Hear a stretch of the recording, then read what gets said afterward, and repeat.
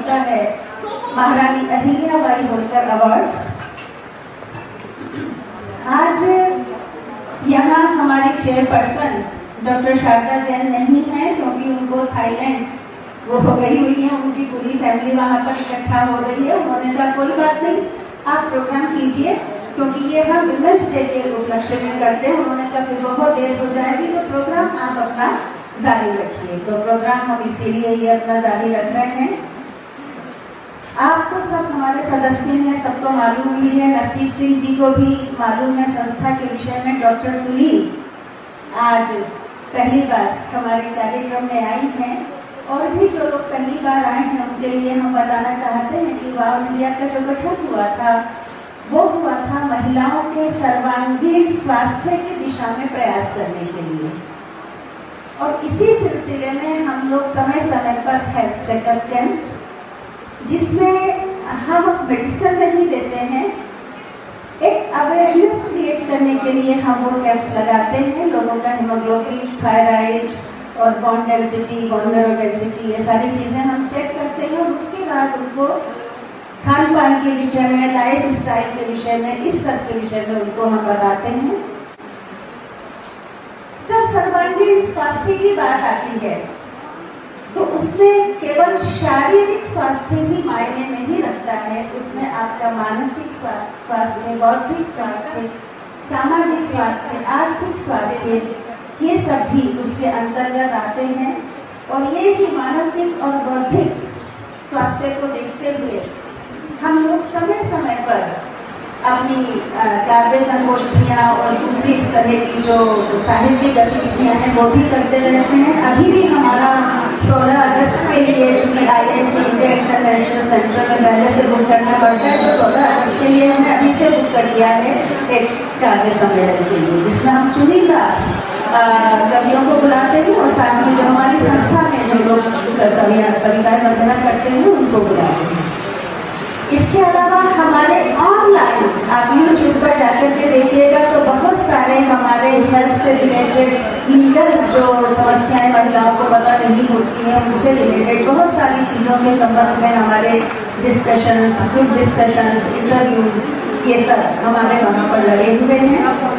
तो ऑनलाइन हम लोग इसलिए ज़्यादा करते हैं क्योंकि ऑनलाइन लोग आराम से जुड़ जाते हैं। फिजिकल में तो थोड़ा हर एक के साथ कोई समस्या ही रहती है, ऑनलाइन लोग आराम से जुड़ जाते हैं। आज हमारे बीच मुख्य अतिथि के रूप में आदरणीय सांसद जो कि ऑनरेबल मिनिस्टर ऑफ स्टेट हैं, वो आने वाले थे मुख्य अतिथि के रूप में, लेकिन उनको परसों ही पार्टी ने बिहार के राज्यसभा चुनावों के मद्देनजर वहाँ भेज दिया। और ये उनका बड़प्पन है कि उन्होंने जाने से पहले सुबह सुबह हमें मैसेज किया कि पूर्णिमा जी माफ़ कीजिएगा मैं आ नहीं पाऊँगा, ऐसे ऐसे बात हो गई है। और मैंने कविता जी से, अपनी पत्नी से बात की है, वो आई थी। फिर उनका फ़ोन आया उनकी धर्मपत्नी का कि ऐसे ऐसे उनका फ़ोन आया था और मैं यहाँ पर आऊँगी। तो ये एक बहुत बड़ी बात है। अदरवाइज पॉलिटिशियंस से हम ऐसी आशा नहीं करते, उनको नहीं आना था वो नहीं आते, तो उनके लिए एक बार जोर से तालियां होनी चाहिए। और हमारे जो है जो हमेशा से हमारे साथ कंधे से कंधा मिलाकर हमें सहयोग देते रहे हैं नसीब सिंह जी, वो चाहे हमारी संस्था के कार्य हों चाहे हम लोगों के व्यक्तिगत कार्य हों, सभी में नसीब सिंह जी का सहयोग हमें प्राप्त होता रहा है, हमारे बीच आ रहे हैं। और हमारी एक और विशिष्ट अतिथि हैं पद्मश्री डॉक्टर मिसेस कुमार तुली।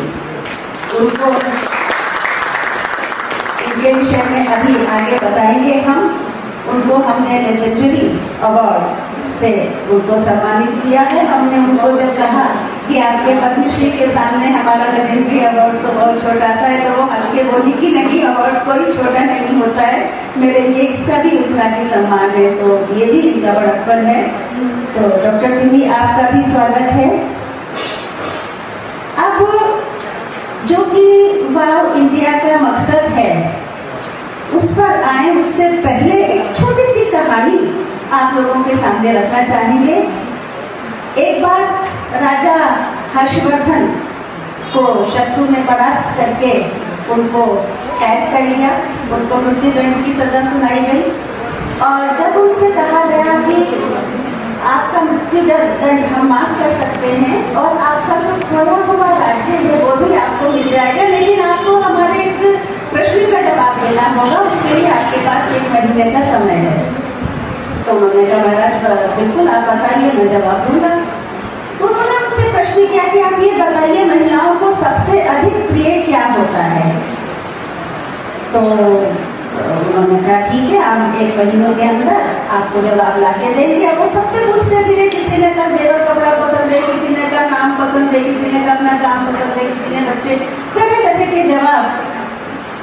नमस्कार नमस्कार, नसीब सिंह जी, बबीता मल्होत्रा जी भी हमारे बीच आ गई हैं। आपका बहुत बहुत स्वागत है बबीता जी। दोनों पति पत्नी हैं, कितने अच्छे से। नसीब सिंह जी आप बैठिए घर से। डॉक्टर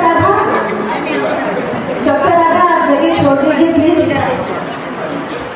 जी को वो समझ में नहीं आया तो उनका एक मित्र था सिद्धराज, उसने कहा कि पहाड़ी पर एक जादूगरनी है, वो इसका सही उत्तर दे सकती है। ये लोग जादूगरनी के पास पहुंचे तो वहां बड़ी बूढ़ी सी लेकिन खूबसूरत जादूगरनी बैठी हुई थी। उनसे सवाल किया गया, बोले का उत्तर तो मैं दूंगी, लेकिन आपका जो ये मित्र है ये मुझे बहुत पसंद है, मेरी शर्त ये है कि मैं इसके साथ शादी करूंगी। अब वो महाराज हर्षवर्धन अपने मित्र की बलि देने को तैयार नहीं थे, लेकिन उनके मित्र ने कहा महाराज इस समय राज्य का प्रश्न है, आप मुझे इनके साथ शादी करने दीजिए। वो शादी हो गई। शादी के जब हो गई तब उन्होंने जवाब दिया जादूगरनी ने कि महिलाओं को सबसे अधिक प्रिय होता है उनका अपना निर्णय। उनके निर्णय में अगर कोई व्यवधान डाले तो वो उनको पसंद नहीं आता है।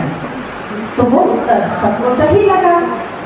उसके बाद तो उस जादूगरनी ने सिद्धराज से कहा कि देखिए आधा समय मैं खूबसूरत युवती बनी रहूंगी, आधा समय मुझे बूढ़ा रहना पड़ेगा, आपको क्या पसंद है, किस समय मैं युवा बनूं, किस समय मैं बूढ़ी बनूं। सिद्धराज ने कहा कि आपका निर्णय है, आपके निर्णय का मैं सम्मान करता हूँ, आपको जिस समय जिस रूप में रहना पसंद है मेरे लिए वो भी स्वागत योग्य है। तो जादूगरनी ने कहा बिल्कुल आपने मेरे निर्णय का सम्मान किया है, मैं असल में एक युवती हूँ और मैं सदा इसी रूप में युवती के रूप में आपके साथ आपकी पत्नी के रूप में रहूंगी। तो कहने का मकसद यही है कि हमें सबसे पहले अपने अंदर को सामर्थ्य लेनी चाहिए कि हम निर्णय करने में सक्षम हों, और निर्णय करने में सक्षम होने के लिए सबसे पहले हमें माँ वाणी का रूप बनना पड़ेगा, ज्ञानार्जन करना पड़ेगा। जब हम ज्ञानवान हो जाएंगे तो फिर हमें अर्थोपार्जन की सामर्थ्य भी आ जाएगी। और जब एक नारी को ज्ञान प्राप्त हो गया, अर्थ उसके पास आ गया, तो फिर उसमें साहस, उसमें शक्ति, उसमें बल अपने आप आ जाएगा और वो दुर्गा का रूप बन जाएगी। तो ये तीनों रूप नारी में है। इसलिए आज की तारीख में वो जो कहावत है कि अगला जीवन हाय तुम्हारी यही कहानी, आंचल में है फूल और आंखों में पानी, को पुरानी पड़ चुकी है। आज की नारियां वास्तव में इस दिशा में बहुत आगे बढ़ रही हैं।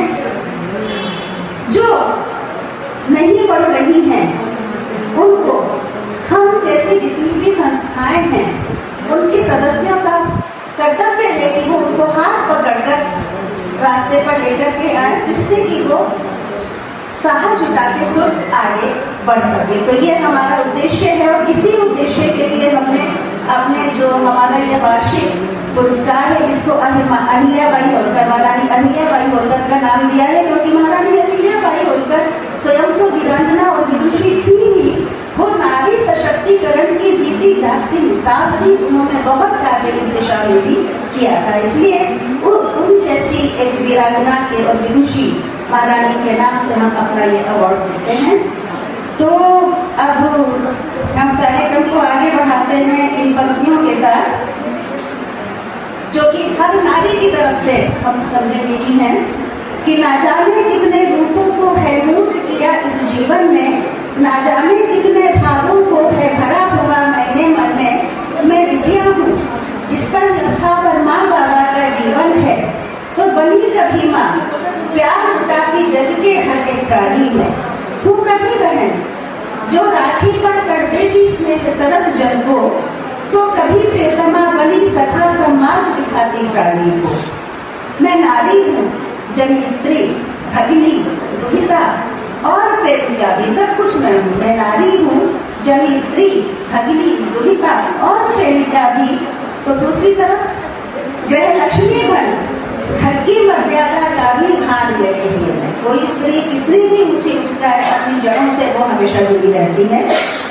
तो मैं वाणी, मैं ही लक्ष्मी भी, मैं ही हूँ दुर्गा प्रचंडिका, भरने को जग में नव जीवन, ये रूप सब मेरे जीवन में। ये सागर और ये चट्टाने सब मेरे चरणों में झुकते, मैं हूँ सभी में विद्यमान, मैं हूँ महान, मैं हूँ महान। वास्तव में पुरुष भी नारी से कम नहीं है। दोनों कंधे से कंधा मिलाकर साथ बढ़े तो फिर तो रूप ही कुछ और हो जाए। लेकिन अगर पुरुष नारी को अपनी बकौती समझने लगे, अपने अधिकार की वस्तु समझने लगे, तो वहां पर गड़बड़ हो जाती है। नारी ऐसा नहीं करती है। तो इसलिए नारी महान है। और इसी के साथ हम अपनी सीनियर वाइस प्रेसिडेंट मिसेस बानू बंसल को आमंत्रित करते हैं कि वो आए और बोल सकते हैं।